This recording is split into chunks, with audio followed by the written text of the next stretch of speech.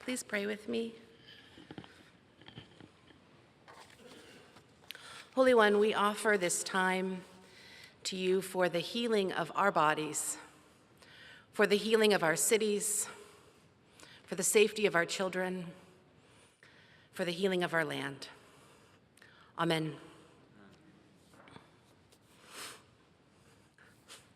I should know by now not to start my sermon with a vulnerable story, because I just looked down and was like, right, okay, whew. All right, I'm okay.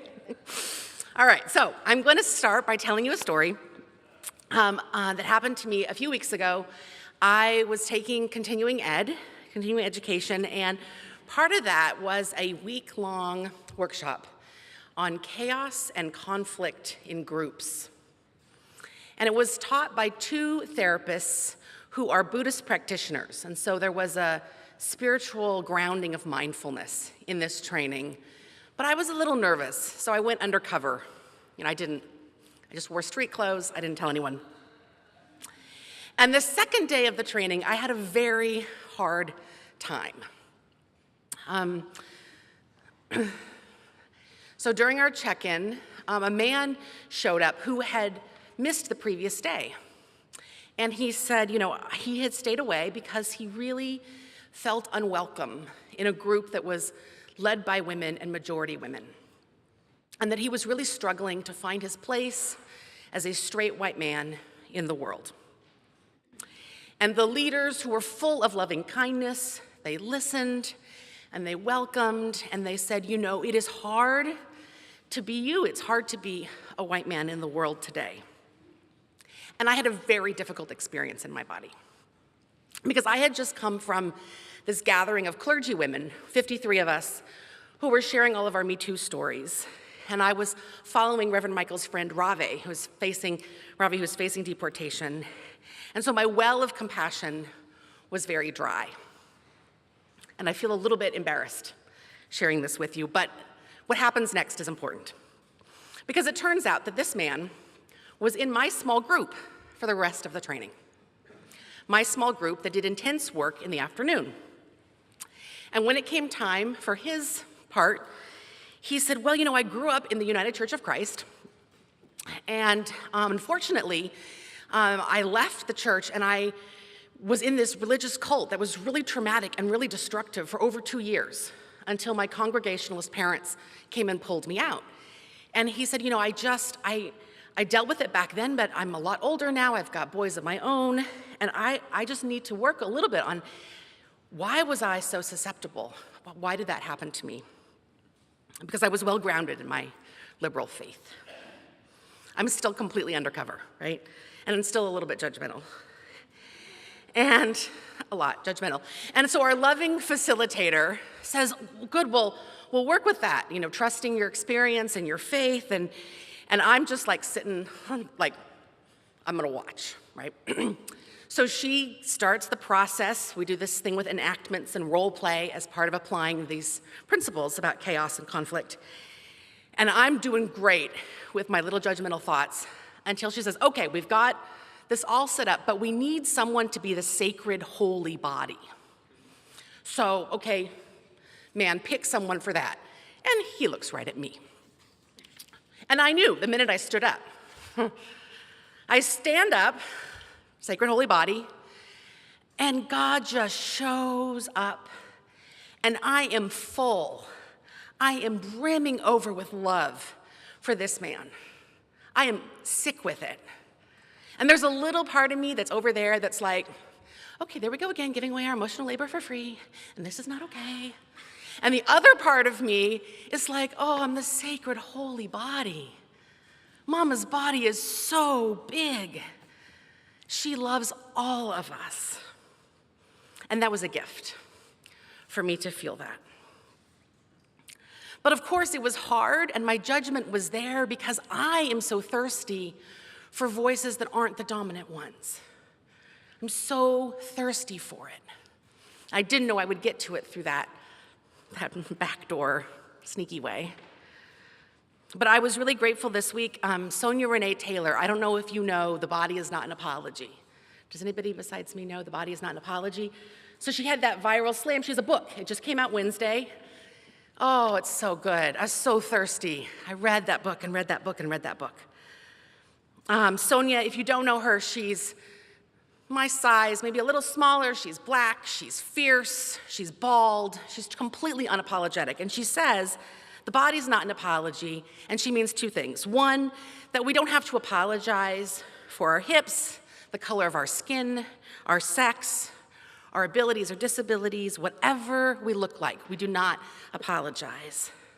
And also, our body is not a tool or a shortcut or an apology I offer because I don't fit the dominant standard.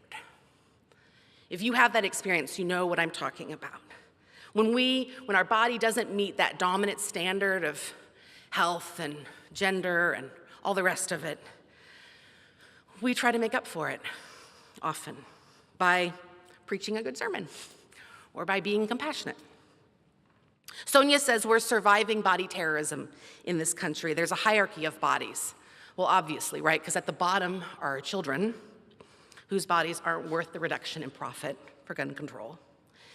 And then there's the bodies of adults, people who live outside, or brown bodies, or immigrant bodies, or trans bodies, female bodies, bodies with disabilities. Sonia says living in a society structured to profit from our self-hate creates a dynamic in which we are so terrified of being ourselves that we adopt terror-based ways of being in our bodies. Right? We hold our breath. We keep quiet. So once a month, my daughter hides in the dark at school. She makes her little body as small as possible, and she is very, very careful to be quiet. And she doesn't make any noise because she knows that if she doesn't, that she could be killed. That is what it means to have an active shooter drill at Sacramento Elementary. They turn off the lights, they lock the doors, they hide, they're very quiet. She's 5, and she does this every month. And when I told Ellie on Thursday about what happened in Parkland, Florida, her first question was, Mommy, why didn't they hide? Did they make noise? Did they leave the lights on? Did they forget to lock the door? What did they do wrong? Okay, that's what it means to be in terror in your body, right? That's body terrorism. That's terror-based ways of being in your body where you blame yourself for the violence. And we do this in so many ways. You see it? So many ways.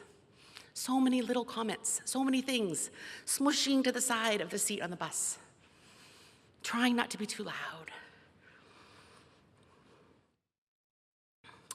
Well, Charlena, the secretary at Ellie's school, who's amazing, because she has 500 kids and she knows all of them, I was dropping off Ellie's glasses that she forgot, and Charlena said, "How are you doing?" And I'm like, and she said, I saw those kids on the news. I saw Emma Gonzalez and David Hogg and those teenagers in Parkland and how they're like, enough. We don't want your prayers. We want you to fix it. And she's like, that's it. And I was like, that's great for her.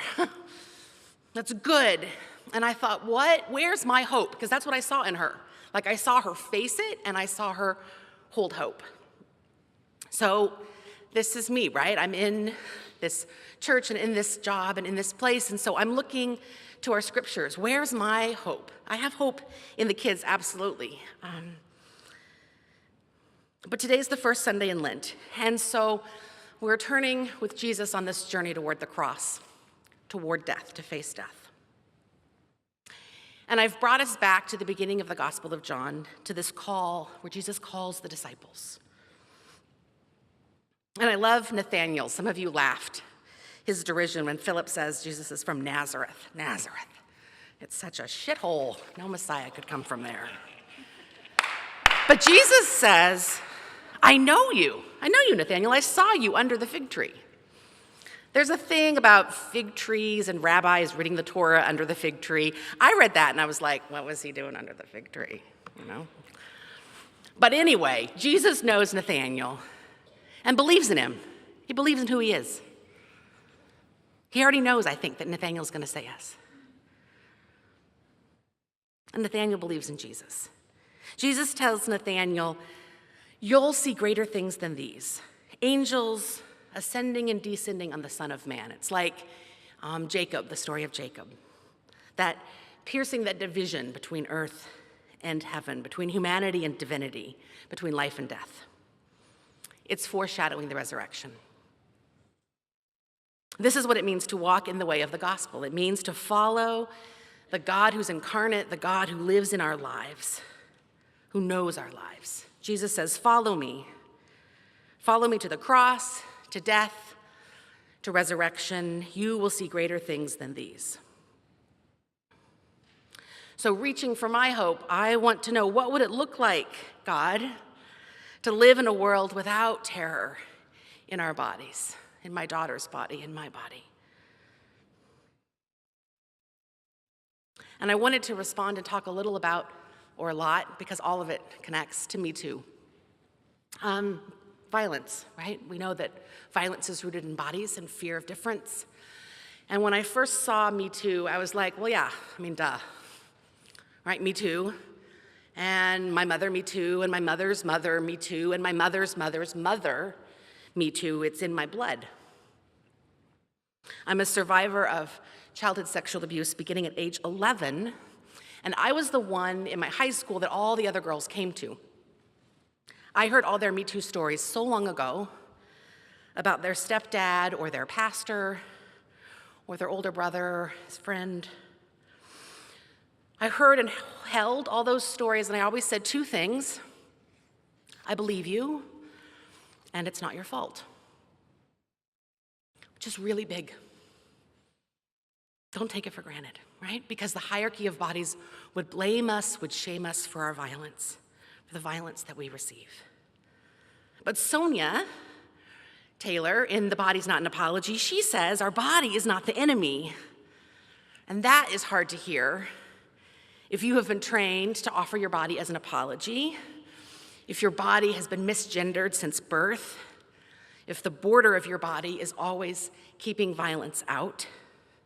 Sonia says we are called to radical self-love. It's on the cover of your bulletin, something I pulled out. It's our true essence. It's our nature. We are love. Okay, so let's say, John chapter 1, I imagine Jesus calling me and me being like, yeah, Nazareth, okay. And Jesus saying, Elizabeth, I see you. You are beautiful. You are courageous. And I'm like, yeah, whatever, that doesn't work. And Jesus says, no, I saw you parked in the car in front of Sacramento Elementary. You cried for 10 minutes before you wiped your face and you went to work. You are beautiful and courageous. You will see greater things than these, Elizabeth, you will. Maybe you can do that too. You can imagine Jesus seeing you, who you really are, love your true nature.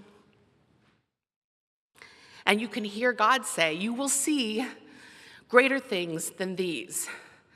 There's our hope, right? There's God with us. God not only believes us, God believes in us because God says, me too. Right? That's the God that I follow. As I'm turning to Lent, I'm following the God who says me too, to the cross and to death and to resurrection. That's the only way I'm going to make that turn, is if I know that she knows my body.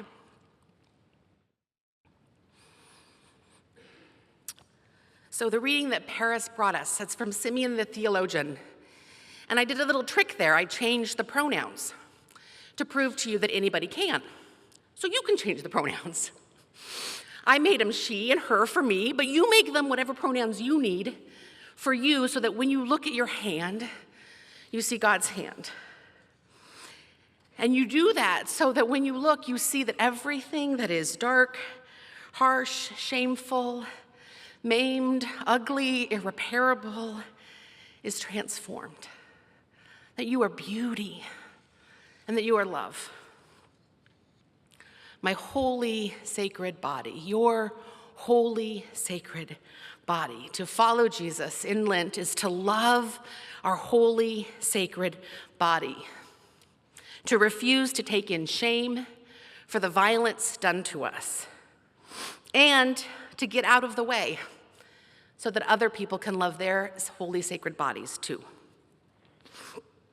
Street Roots, if you read Street Roots, last week had an interview with the founder of Me Too, Trenna Burke, and she says this: the people with the strongest voices should invite the rest. Some people understand that, but other people think they can speak for those who have no voice. But we all have voices. We all have voices. It's just sometimes some voices are too loud for other voices to be heard, right? We all have voices.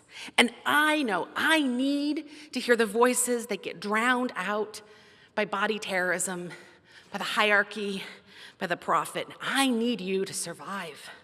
And I need to see you. Because the more I see you and experience you, the bigger my God is. Right? God is you living out in your life. The story of our faith is the story of God become us. God's body is so big. Her compassion is so generous. And she holds all of us. So what does it mean for you to turn and follow a Me Too God in Lent? To the violence of the cross, to death, to resurrection. How does God saying Me Too shape what we believe is possible in our world? I'm going to close, but I want you to hear an invitation from me, which is that I want to hear your Me Too stories, that I sign up for that, I hold that, and whoever you are, you come find me, and we will practice living outside of shame and radical self-love together. I mean this, okay? In her, recognized as whole, as lovely, as radiant in God's light, may we awaken as the beloved in every last part of our body. Amen.